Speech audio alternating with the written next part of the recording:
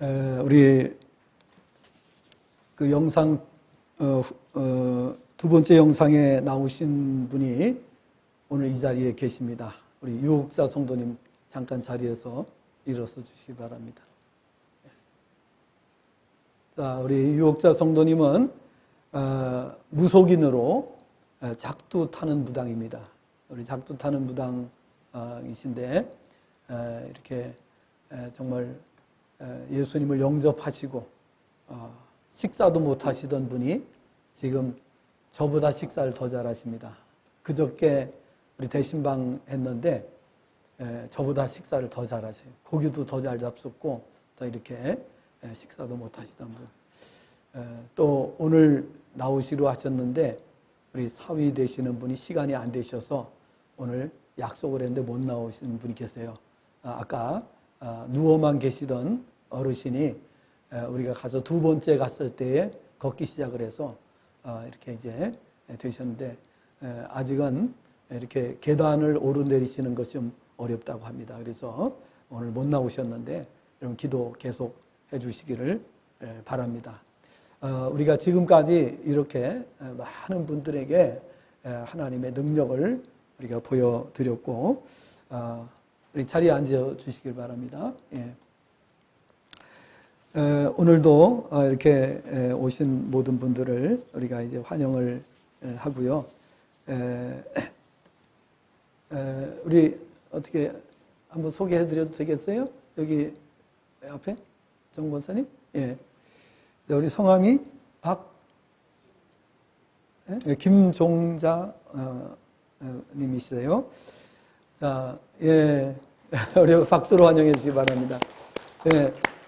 자, 이분도 이렇게 우리 유옥자 성도님처럼 이제 성도님 되셨지만은 무속인으로 지금까지 또 생활을 하고 계십니다. 그런데 오늘 아주 큰 마음을 또 잡수시고 교회 나오셨는데 저희들이 똑같은 방법으로 또 도와드리도록 하겠습니다. 지금까지 우리가 많은 분들을 도와드렸고 그리고 이렇게 무속 생활을 하시던 분은 무속에서 나오질 못하십니다. 왜냐하면은 나오시면은 가정이 다 뒤집히는 거예요. 그러니까 가족들이 그냥 다 뒤집히고 이렇게 되니까 그래서 못 나오세요. 근데 이제 저희가 가서 절차를 밟아드리면은 아무 문제 없이 나오실 수가 있어요. 그리고 계속해서 이렇게 도와드리기 때문에 걱정하실 것이 조금도 없습니다. 그리고 하나님의 능력, 역사 계속해서 우리가 도와드릴 것입니다. 자리에 앉아주시기 바랍니다. 감사합니다. 자, 오늘 이렇게 우리 새로 또 나오신 6분 위해서 우리 기도 많이 해주시기를 부탁드리겠습니다. 오늘 말씀은 행복을 누리십시오 이런 제목입니다. 자, 우리 한번 따라해 보시기 바랍니다. 행복을 누리십시오. 예, 옆에 분한테 한 번 더 이렇게 말씀해 주시기 바랍니다. 행복을 누리십시오. 자, 성도가 되면 누구든지 행복합니다. 예, 아멘. 예, 성도가 되면 누구든지 행복합니다. 그 이유는 세상을 지으시고 주관하시는 하나님의 자녀가 되기 때문입니다. 하나님의 자녀가 되면은 그때부터는 우리가 이제 정말 복되고 형통한 삶을 살아가게 됩니다.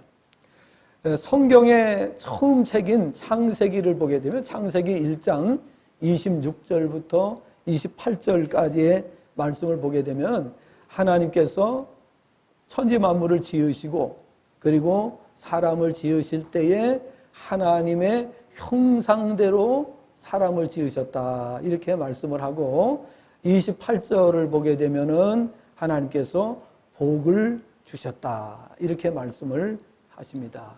그래서 사람들에게 복을 주시면서 행복한 존재로 살도록 그렇게 사람을 지으셨음을 성경은 말씀을 하고 있습니다. 자, 그런 인생인데 왜 세상에는 행복보다 불행이 더 많게 느껴질까요?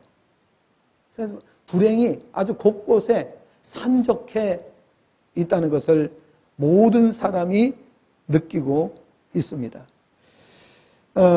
왜 불행을 겪으면서 살아갈까요? 시편 90편 10절을 보니까 이렇게 말씀을 합니다. 인생의 연수가 70이요. 강건하면 80이라도 그 한평생의 자랑은 수고와 슬픔뿐이니 우리가 신속히 날아간다. 이렇게 말씀을 합니다.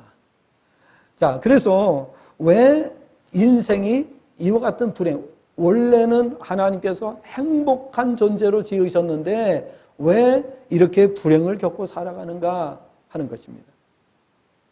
얼마 전에 우리 튀르키예와 시리아에서 지진이 나서 4만 명 이상이 정말 이렇게 목숨을 잃게 되는, 그리고 수많은 사람이 이재민이 발생을 했고요. 국토가 또 초토화되는 이런 일이 발생을 했습니다.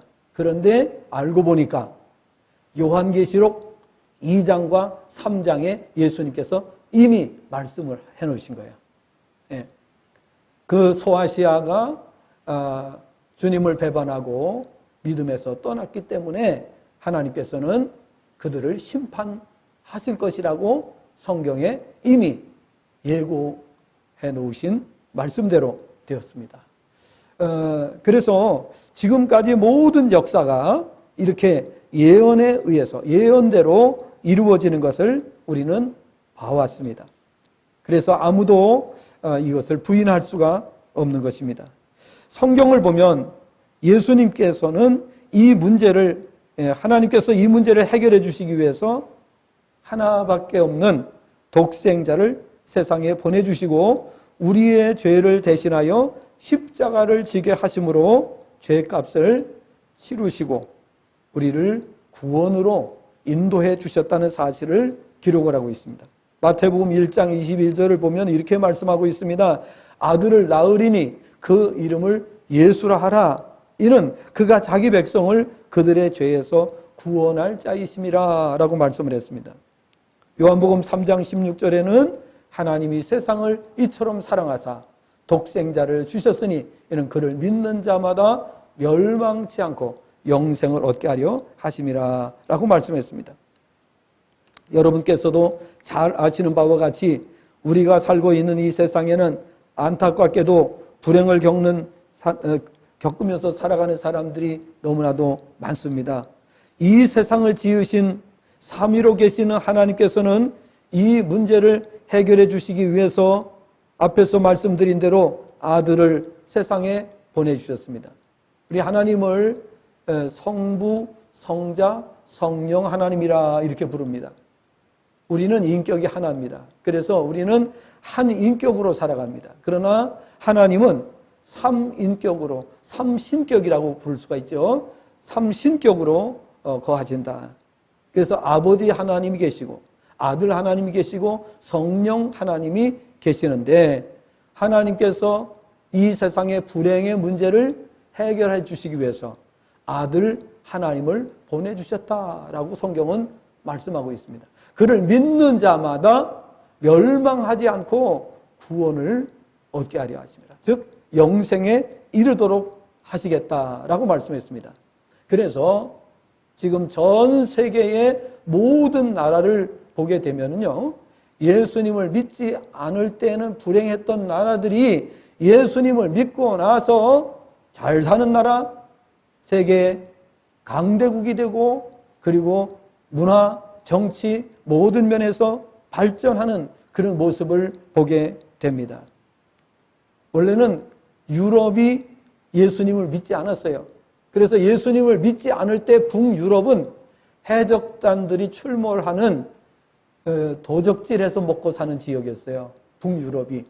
그럼 북유럽이 복음이 들어가면서 예수님을 믿기 시작하면서 세계 경제의 노른자가 됩니다. 중심지가 되는 것을 볼 수가 있습니다. 그리고 또 미국이 신앙의 자유를 찾아서 건너간 사람들이 미국이라고 하는 나라를 세우게 됩니다. 그리고 그 미국이 세계 1등 국가가 되는 것을 볼 수가 있습니다. 우리나라는 어떻습니까? 우리나라도 복음을 받아들이기 전에는 세계에서 꼴찌에서 두 번째로 못 사는 나라였습니다.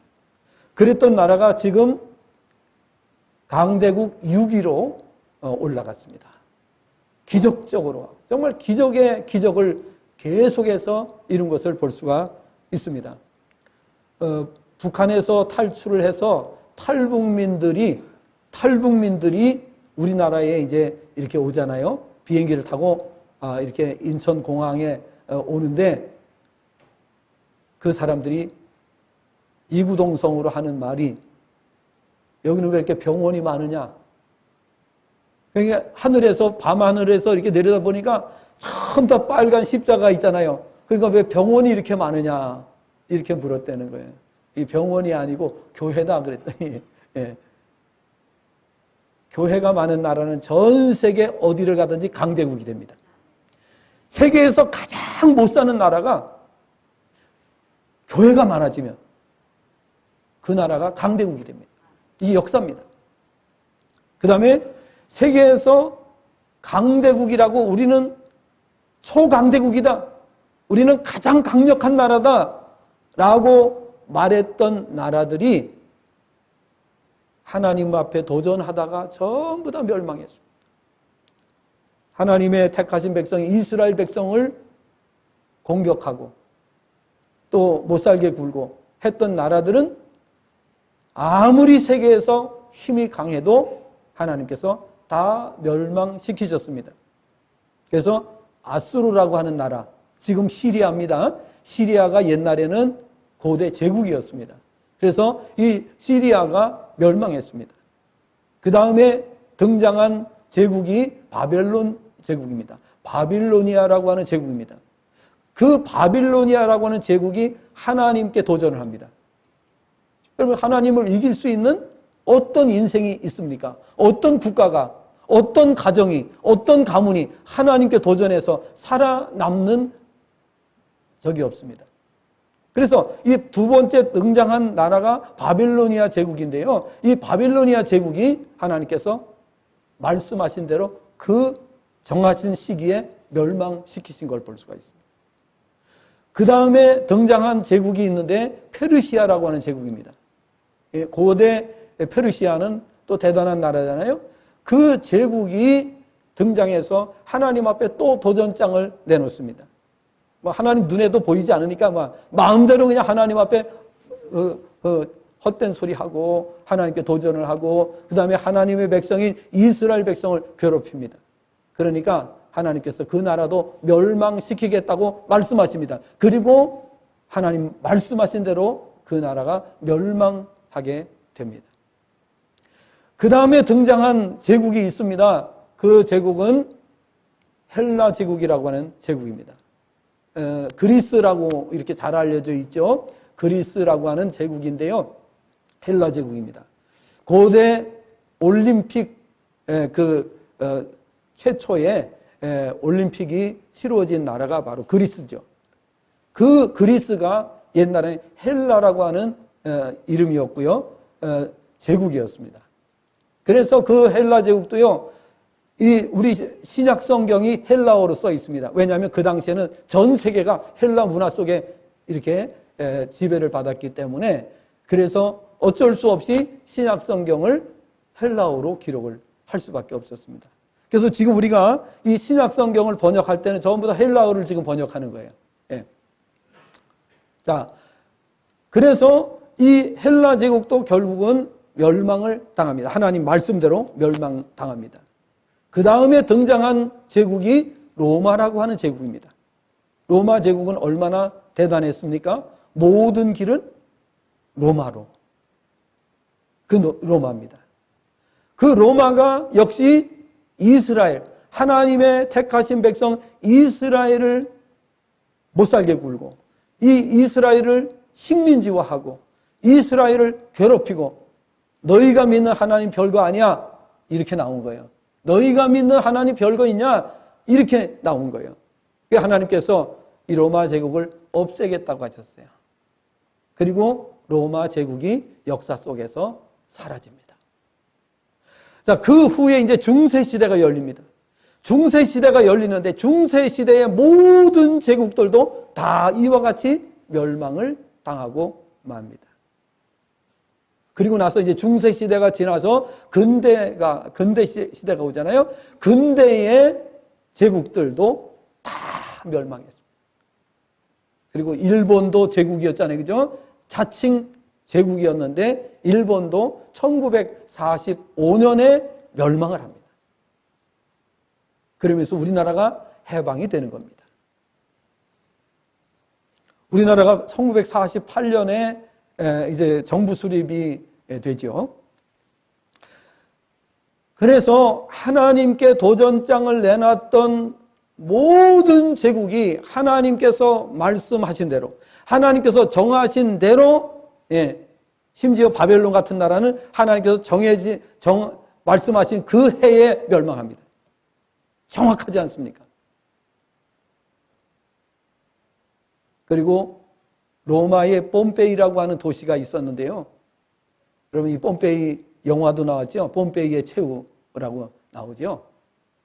그 나라가 화산이 폭발하면서 화산이 얼마나 크게 그 폭발이 일어났는가 하면은 전 도시를 갖다가 전부 다 덮어버렸어요. 그리고 도시가 흔적도 없이 하루아침에 없어졌어요. 그러니까 사람들이 찾지를 못했어요. 어디에 있었는지 찾지를 못하는 거예요. 그런데 이제 후에 어떤 사람이 땅을 파다가 이 건물 잔해를 갖다가 발견하면서 거기를 갖다가 이제 유적을 발굴하기 시작을 해가지고 폼페이라고 하는 도시가 다시 이렇게 역사 속에 드러나게 됐습니다. 요번에 튀르키예와 시리아 말씀드린 대로 이 튀르키예와 시리아도 요한계시록, 우리 성경에 요한계시록 2장과 3장에 예언이 되어 있습니다. 그 나라를 주님께서 대적하시겠다 이렇게 말씀하셨어요. 역사 속에서 한번 하나님께서 강력하게 경고를 하셨어요. 그래서 이 튀르키예, 터키죠. 이 터키에 오랜 세월 전에 이번과 같은 그런 강력한 지진이 있었어요. 그래서 한번 초토화된 적이 있어요. 그래서 다시 나라를 다시 세웠는데, 요번에 주님의 그 경고를 받아들이지 않고 무시하다가 결국은 이와 같이 정말 엄청난 피해를, 고통을 당하고 있다는 사실을 우리가 알 수가 있는 것입니다. 그래서 성경을 연구하면 연구할수록 모든 역사가 하나님의 말씀에 의해서 이루어진다는 것을 누구도 부인할 수가 없는 것입니다. 그러니까 많은 사람들이 왜 예수님을 믿고, 왜 하나님을 믿고, 왜 기독교가 전 세계에 이렇게 증가하고 있는가 하는 것을 우리는 알아야 되는 것이죠. 자, 예수님께서는 불행을 겪고 있는 인생들을 향하여 말씀하십니다. 마태복음 11장 28절을 보면 수고하고 무거운 짐진 자들아 다 내게로 오라 내가 너희를 쉬게 하리라 라고 말씀을 하셨습니다. 예수님을 영접하지 않은 나라는 쉼이 없어요. 보십시오. 동남아에 있는 나라들 정말 살아가는 모습을 보세요. 얼마나 처절한 가난 속에서 살아가고 있는지 몰라요. 그 다음에 공산주의 나라를 보게 되면은 인간답게 사는 나라가 한 나라도 없어요. 저 북한을 보십시오. 지금 우리는 먹을 것이 너무 흔해서 배가 불러서 못 먹어. 그렇죠?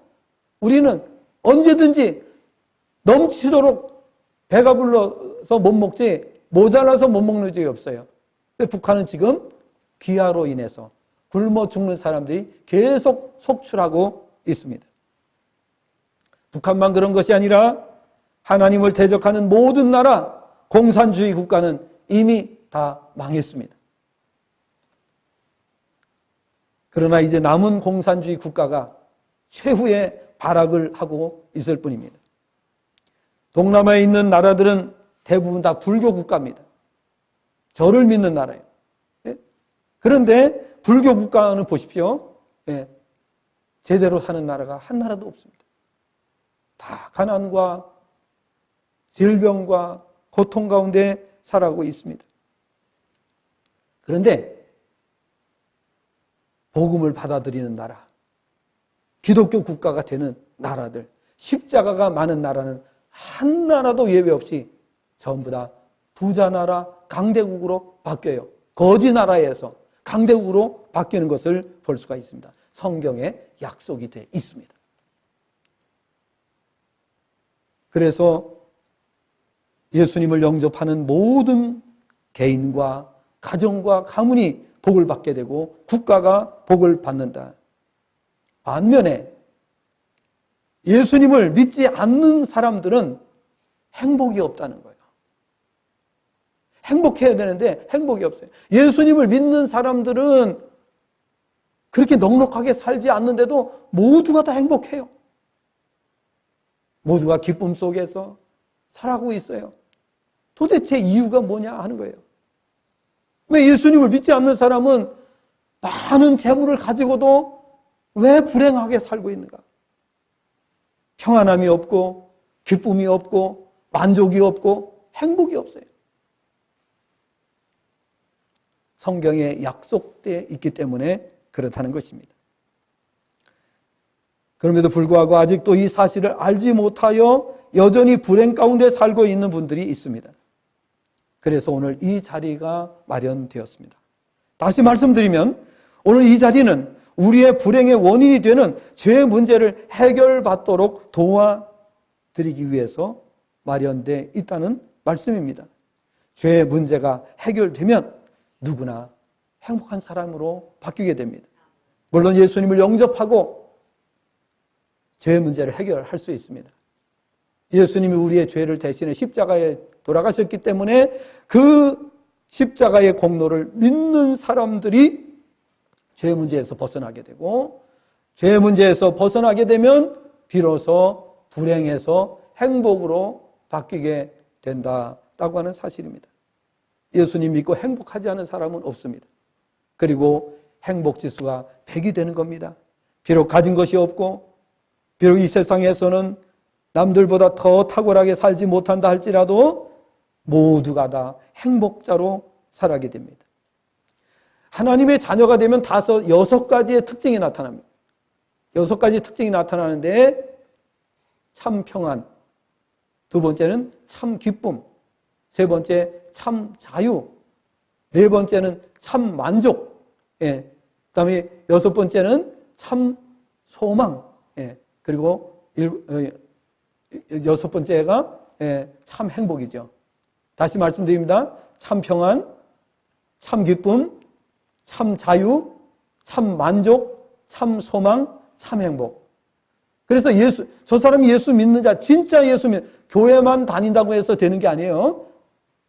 예수님을 영접하고 하나님의 자녀가 된 사람에게는 이 6가지 특징을 통해서 확인을 할 수 있어요.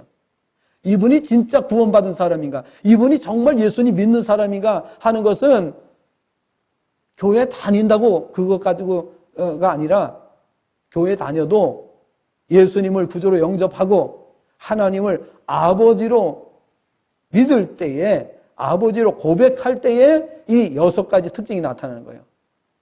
그래서 예수님 믿는 사람은 늘 행복하다고 말합니다. 늘 감사합니다. 범사에 감사합니다.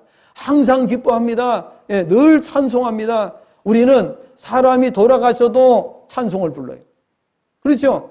장례식이 나도 찬송 불러요. 왜? 천국으로 보내는 환송 예배이기 때문에 그래서 우리가 찬송을 부르면서 보내드리는 거예요. 그러니까 믿지 않는 사람들은 이게 뭔지를 모르죠. 당연히. 왜 그렇게 하는지 모르는 거예요.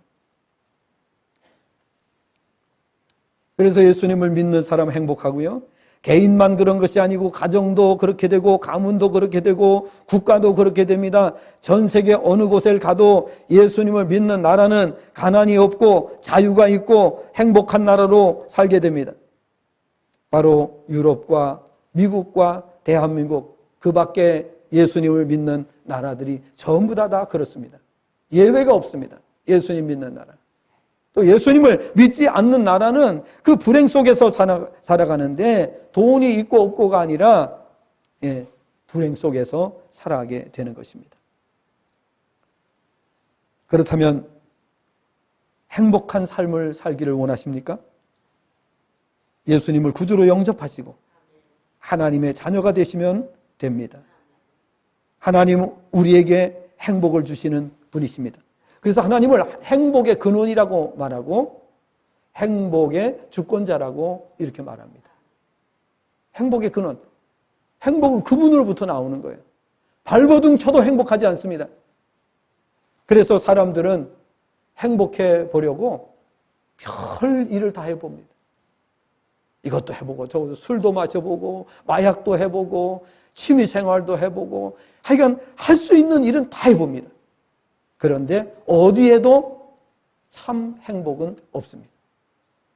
그런데 그 행복이 어디 있다고요? 예수님을 구주로 영접하고 하나님을 아버지로 모시는 순간에 그 행복이 나에게 오는 것입니다.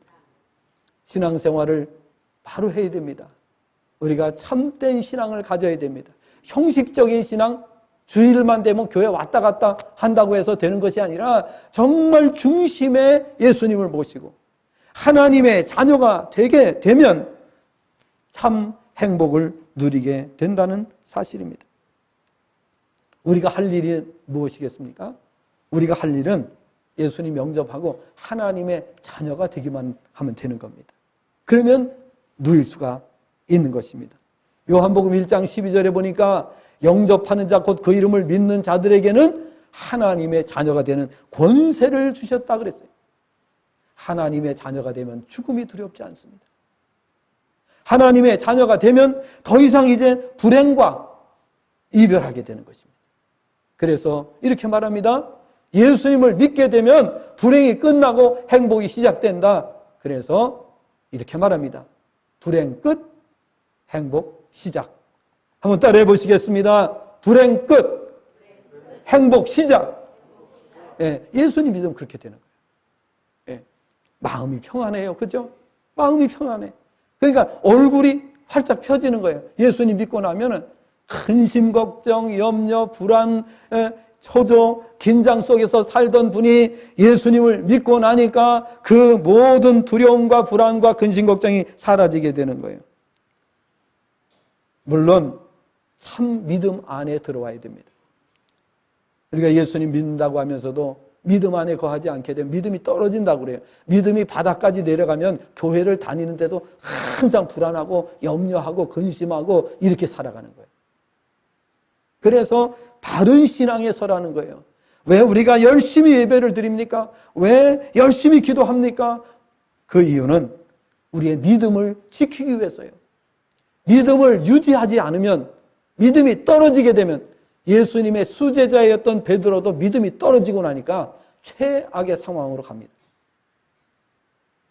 예수님 십자가 지고 가시는데 예수님을 저주하면서 모른다고 합니다.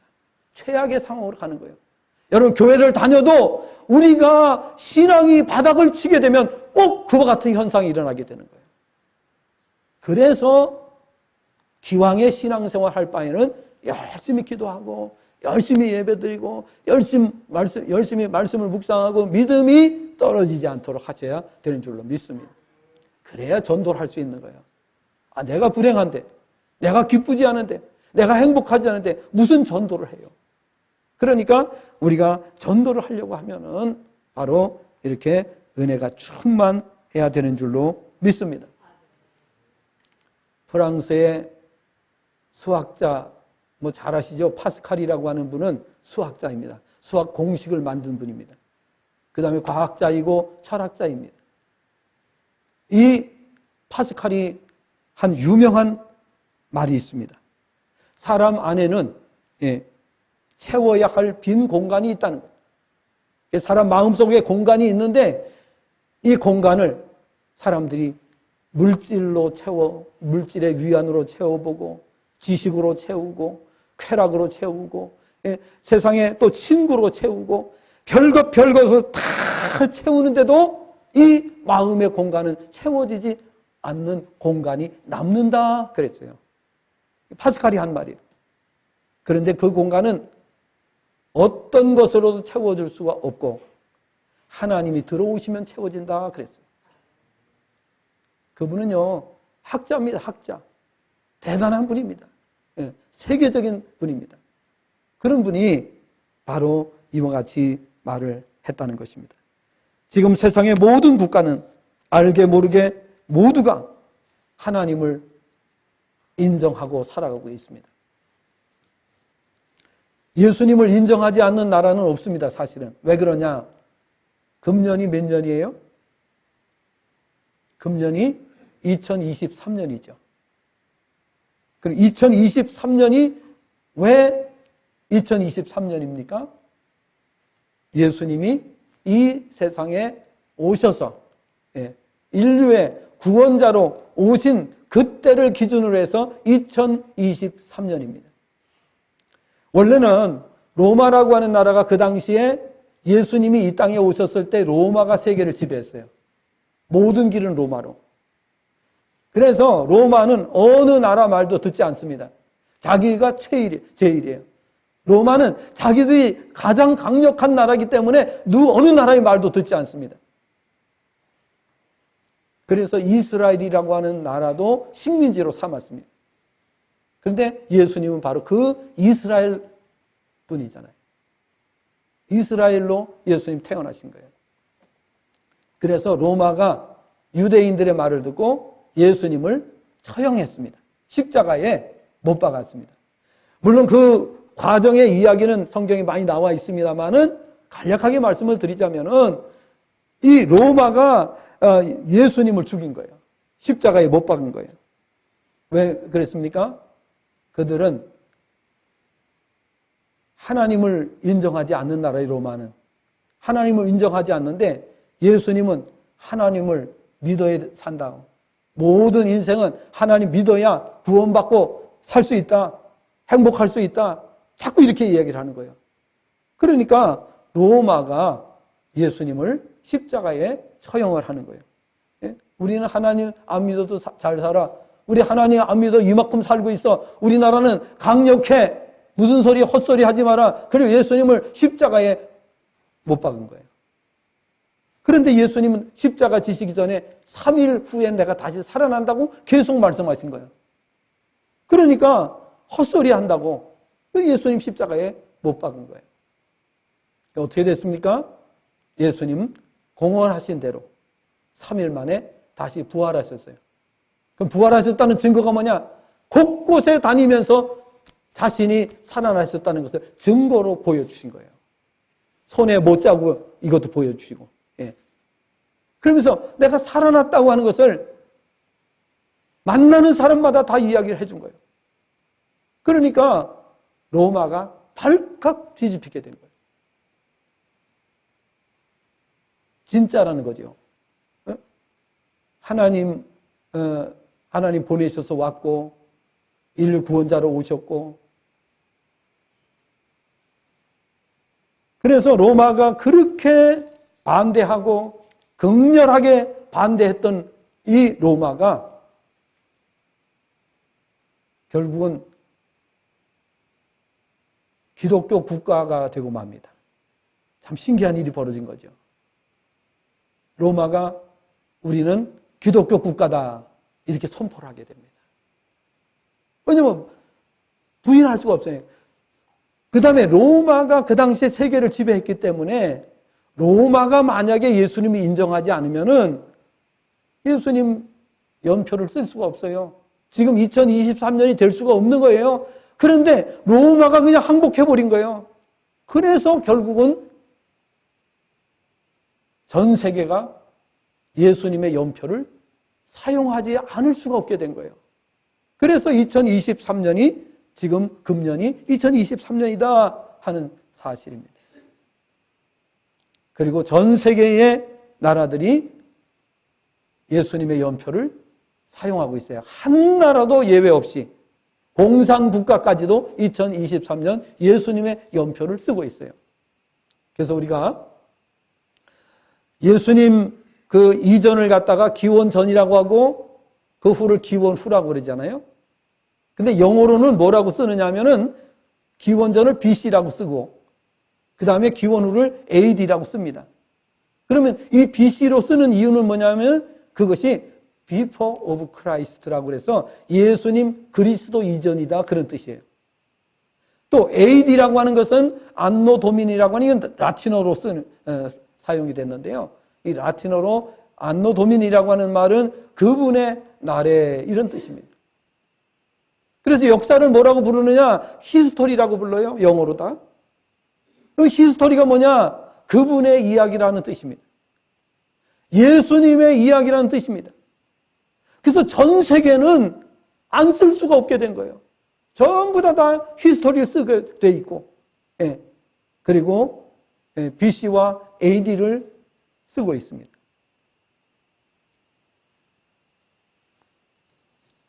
그리고 우리 믿는 사람들은요, 믿지 않는 사람들은 서기 몇 년 이래요. 서양 달력이다 그래서 서기라는 말이에요. 그런데 우리는 주후 이렇게 씁니다. 주전, 주후. 주전이라고 하는 것은 예수님 이전이라는 뜻이고 주후라는 것은 예수님 이후라는 뜻이고 전 세계가 이 역사적인 인물로 오신 예수님을 아무도 부정할 수 없게 된 겁니다. 다 그걸 쓰고 있어요. 그 연표를 쓰고 있는 것을 볼 수가 있습니다. 그래서 예수님이 이렇게 역사적인 인물로 오셨고 그분이 우리의 구원자라고 하는 사실을 믿게 되면 우리는 크게 네 가지 복을 누리게 됩니다. 크게 네 가지 복을 누리게 되는 첫째는 천국을 상속하는 복을 받게 됩니다. 하나님 나라에 들어가는 복을 하나님 나라의 그 상속권을 받게 되는 겁니다. 그래서 하나님을